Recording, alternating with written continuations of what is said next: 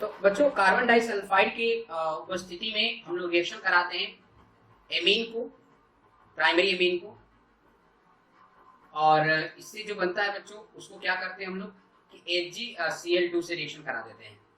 और HgCl2 से reaction कराने के बाद आइसो थायोसाइनेट बन जाता है। और आइसोथायोसाइनेट जो होता है बच्चों ये ऑयली स्मेल देता है। तो आप देख सकते हैं बच्चों इसमें प्राइमरी एमीन लेंगे, कार्बन डाइसल्फाइड से रिएक्शन कराएंगे और डाइथायोकार्बोनिल एसिड बनाएगा, और जो HgCl2 से रिएक्शन करके फिर वापस रीअरेंजमेंट होगा तो आइसोथायोसाइनेट बनाएगा। और इसका स्मेल कैसा होगा बच्चों? मस्टर्ड ऑयल की तरह होगा। सरसों का तेल का जो स्मेल होता है ना, मतलब उसमें बहुत ज्यादा प्रोटीन होता है। प्रोटीन होने के कारण वो नाक में बहुत ज्यादा चलता है बच्चों। तो ये स्मेल आप लोग देख सकते हैं।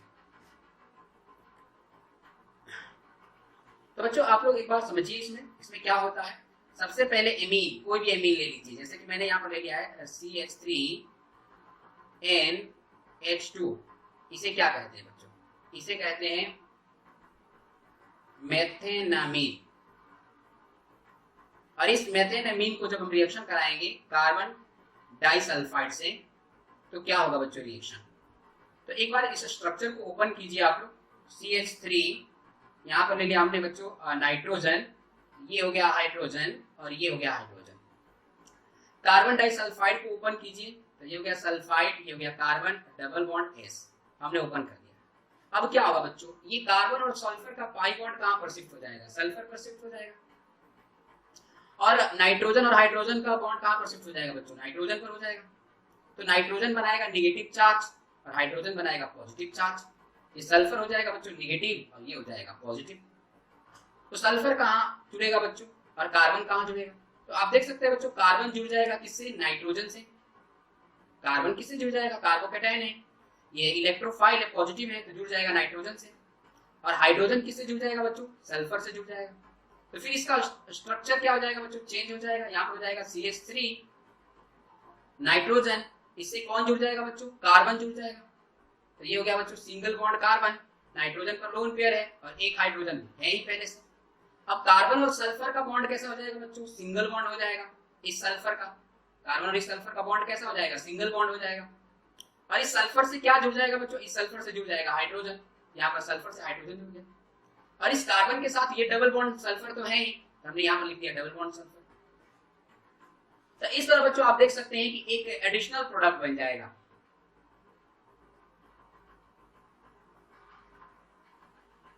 योगात्मक उत्पाद बन जाएगा बच्चों। अब क्या होगा बच्चों? फिर से इसका रीअरेंजमेंट होगा। रीअरेंजमेंट कैसे होगा बच्चों? एक बार देख लीजिए आप। अब इसको रीअरेंजमेंट कराना है तो आपको रिएक्शन कराना होगा HgCl2 के प्रेजेंस में। HgCl2 पहले रिएक्शन करेगा तो बच्चों नाइट्रोजन और हाइड्रोजन का ये जो बॉन्ड है ये शिफ्ट हो जाएगा नाइट्रोजन कार्बन के बॉन्ड पर। मतलब यहाँ पर पाई बॉन्ड हो जाएगा। ये अपना इलेक्ट्रॉन ले लेगा नाइट्रोजन और यहाँ पर पाई बॉन्ड बना देगा। और ये हाइड्रोजन किस रूप में बाहर निकल जाएगा बच्चों? प्रोटोनिक रूप में बाहर निकल जाएगा। प्रोटोनिक रूप में मतलब H+ के रूप में बाहर निकल जाएगा। सेम टू सेम यहाँ पर क्या होगा बच्चों? यहाँ पर ये पूरा बॉन्ड ब्रेक हो जाएगा, पूरा का पूरा टोटली बॉन्ड ब्रेक हो जाएगा। ये वाला बॉन्ड टोटली ब्रेक हो जाएगा और ये रिएक्शन कर लेगा बच्चों Hg से। अब एक Cl क्या करेगा बच्चों? इस हाइड्रोजन से रिएक्शन कर लेगा। तो ये जो जितने दोनों हाइड्रोजन है, ये हाइड्रोजन और ये हाइड्रोजन, ये Cl से रिएक्शन कर लेंगे तो बना देंगे HCl।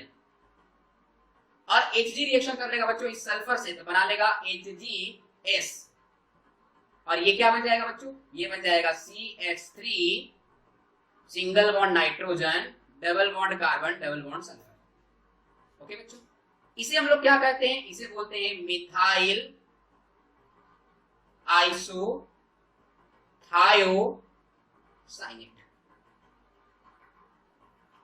ओके बच्चों, तो इसे मिथाइल आइसोथायोसाइनेट कहते हैं।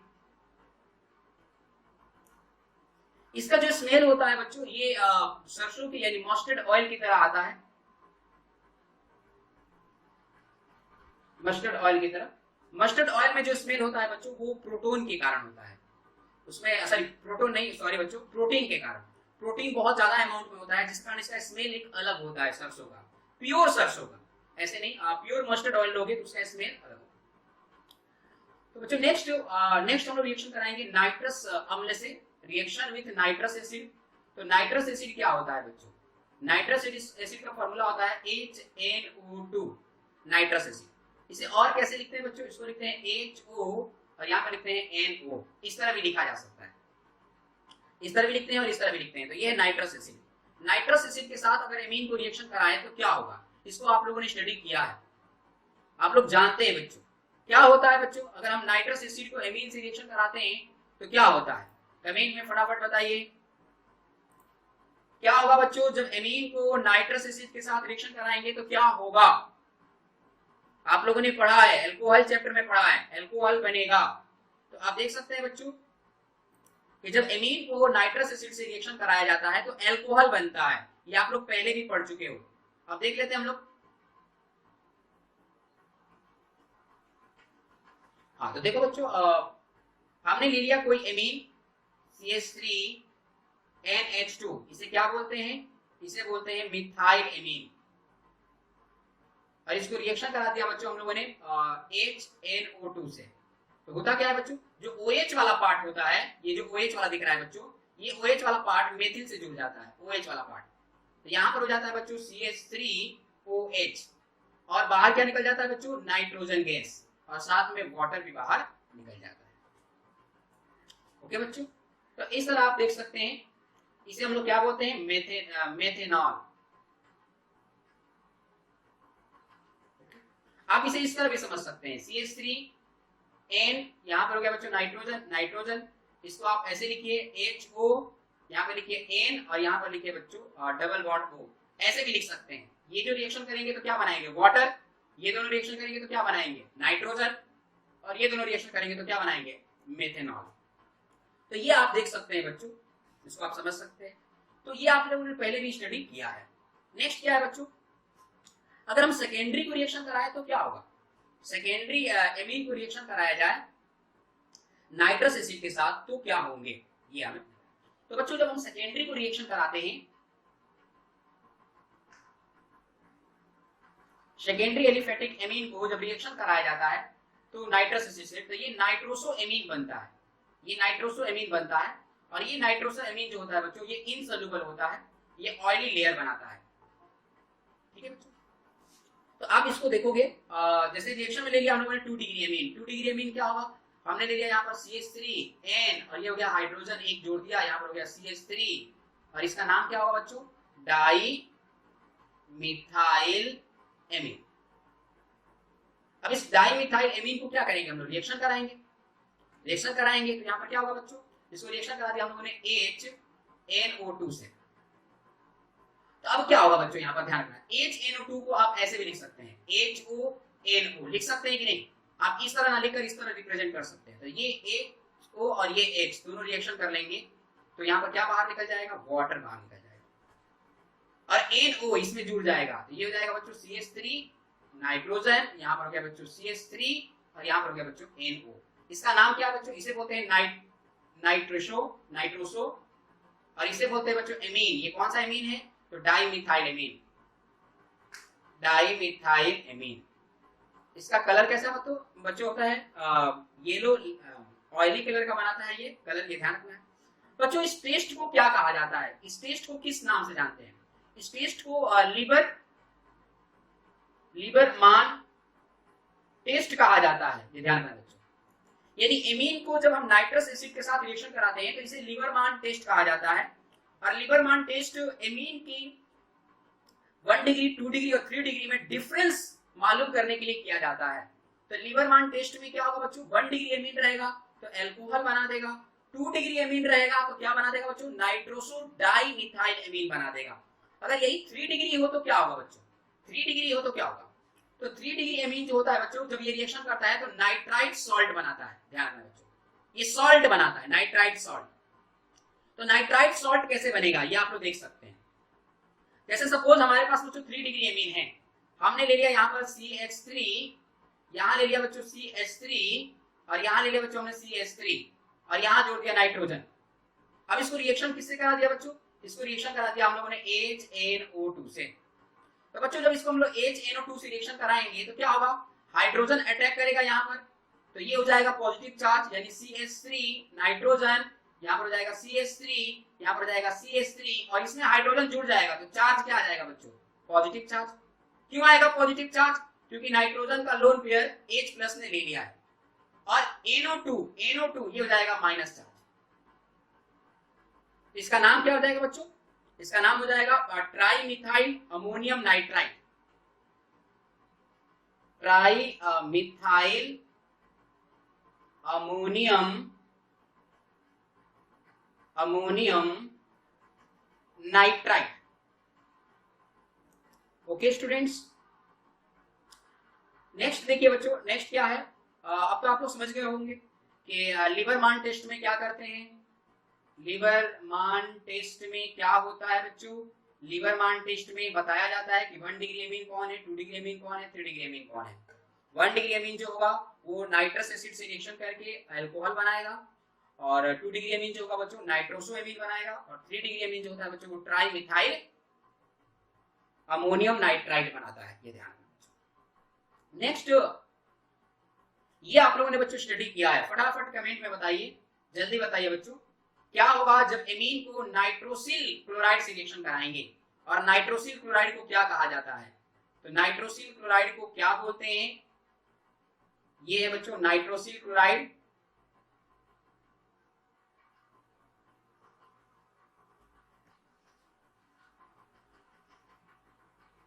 ये नाइट्रोसिल क्लोराइड कहलाता है बच्चों। तो नाइट्रोसिल क्लोराइड को जब हम लोग एमीन से रिएक्शन कराते हैं तो क्या होता है? और नाइट्रोसिल क्लोराइड को क्या बोला जाता है? ये पूछा गया था एग्जाम में। तो नाइट्रोसिल क्लोराइड को टिल्डन कहा जाता है, टिल्डन रिएजेंट, और इसे NOCl से रिप्रेजेंट किया जाता है। बच्चों आप देख सकते हैं इसका रिएक्शन क्या होगा। तो मैंने यहाँ पर एमीन ले लिया, ये हो गया CH3, यहाँ पर हो गया बच्चों NH2। अब इस नाइट्रोसिल को हम लोग ऐसे लिख सकते हैं Cl, ये हो जाएगा N डबल बॉन्ड O। ये H2 और O दोनों रिएक्शन करेंगे तो H2 बनाएंगे, ये बनाएंगे नाइट्रोजन, और ये बन जाएगा बच्चों CH3Cl हो जाएगा, ये बन जाएगा बच्चों H2O, और यहाँ पर हो जाएगा नाइट्रोजन। ओके बच्चों,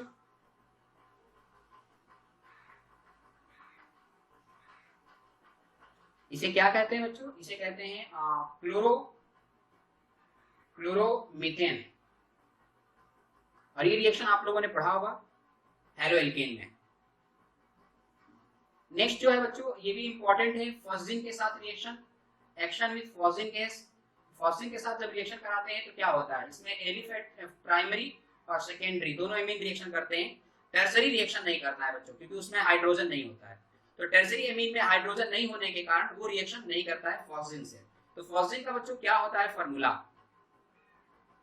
फॉस्जिन गैस का फॉर्मूला क्या होता है?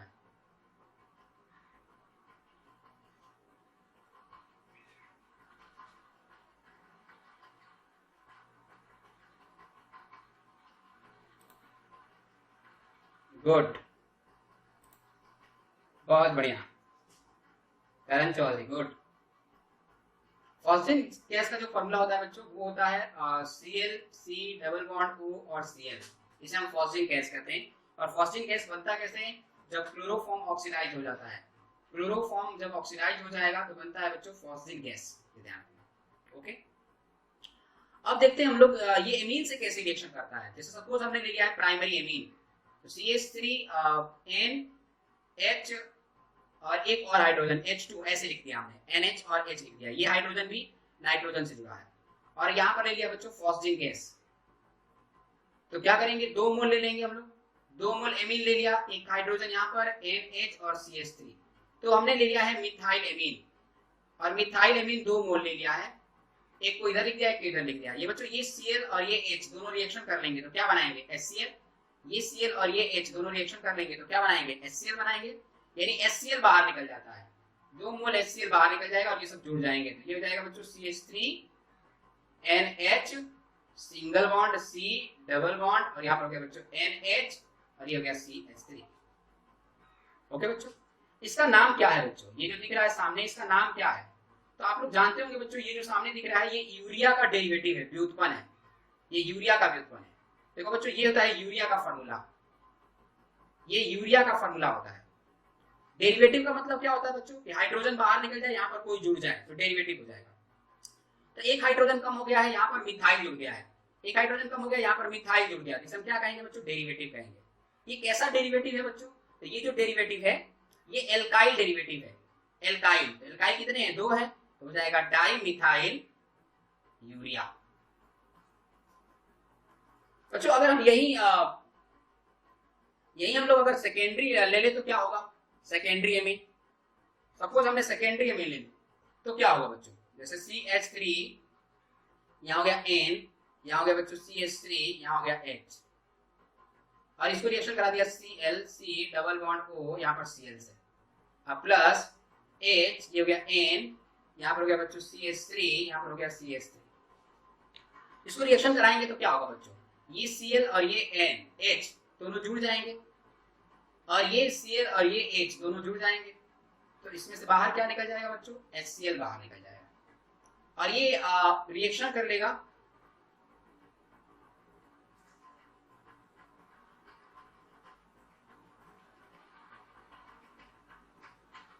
तो इसे क्या कहते हैं बच्चों, इसे कहते हैं हम लोग टेट्रा मिथाइल यूरिया। तो आपने क्या देखा बच्चों, हम लोग प्राइमरी एमीन ले या सेकेंडरी एमीन ले, इन दोनों से यूरिया बनता है। प्राइमरी एमीन से डाई मिथाइल यूरिया बनता है और सेकेंडरी से बच्चों टेट्रा मिथाइल यूरिया बनता है। टर्सरी रिएक्शन नहीं करता है बच्चों। टर्सरी क्यों नहीं रिएक्शन करता है, तो टर्सरी इसलिए रिएक्शन नहीं कर पाता है क्योंकि उसमें एमीन पर नाइट्रोजन पर हाइड्रोजन उपस्थित नहीं होता है, जिसके कारण ये रिएक्शन नहीं करेगा। ओके स्टूडेंट्स, नेक्स्ट जो आप देख सकते हैं बच्चों वो है ऑक्सीकरण, ऑक्सीडेशन।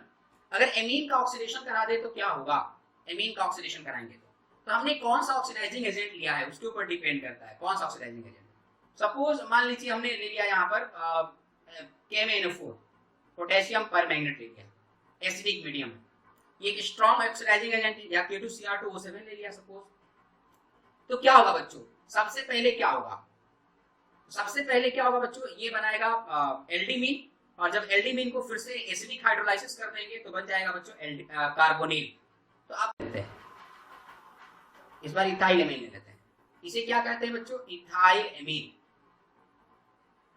और इसको रिएक्शन करा देंगे ऑक्सीडाइजिंग एजेंट से, कोई भी ऑक्सीडाइजिंग एजेंट एनीवन, KMnO4 से रिएक्शन करा देंगे। ये ऑक्सीडाइजिंग एजेंट क्या करेगा बच्चों, इस हाइड्रोजन से और इस हाइड्रोजन से रिएक्शन कर लेगा और H2O के रूप में बाहर निकल जाएगा, H2O बाहर निकल जाएगा, तो फिर क्या होगा बच्चों, फिर यहाँ पर बन जाएगा CH3 CH double bond NH बन जाएगा, इसे क्या कहते हैं, एल्डिमीन। और ये एल्डिमीन का अगर हम एसिडिक हाइड्रोलाइसिस कर दें, एसिडिक हाइड्रोलाइसिस, एसिड तो पहले से होता है, फिर भी हमने यहाँ पर लिख दिया H+ और एसिडिक हाइड्रोलाइसिस कर दें तो आपको मालूम बच्चों ऑक्सीजन जुड़ जाता है इससे, हाइड्रोजन इससे जुड़ता है तो ये अमोनिया बनाता है, लेकिन हम लोग लिखेंगे इसी को तो एल्डिहाइड, इसका नाम क्या है बच्चों, एसिटल्डिहाइड। ये बहुत इंपॉर्टेंट है बच्चों, डायरेक्ट एमीन से एल्डिहाइड बना सकते हैं, पहले आपको उसका ऑक्सीडेशन कराना होगा और फिर एसिडिक हाइड्रोलाइसिस कराना होगा, अम्लीय जल अपघटन कराना होगा, जिससे क्या बनेगा बच्चों, एसिटल्डिहाइड बनेगा। सपोज आपने बच्चों यहाँ नाम क्या है बच्चों, इसका नाम है प्रोपेन टू एमीन, ये ले लिया है, तो क्या होगा बच्चों, जब इसका हम ऑक्सीडेशन करा देंगे KMnO4 के प्रेजेंस में, तो ये क्या करेगा, ये रिएक्शन करेगा तो वाटर बाहर निकल जाएगा, ठीक है बच्चों। अब यहां पर क्या होगा, ये हो जाएगा CH3,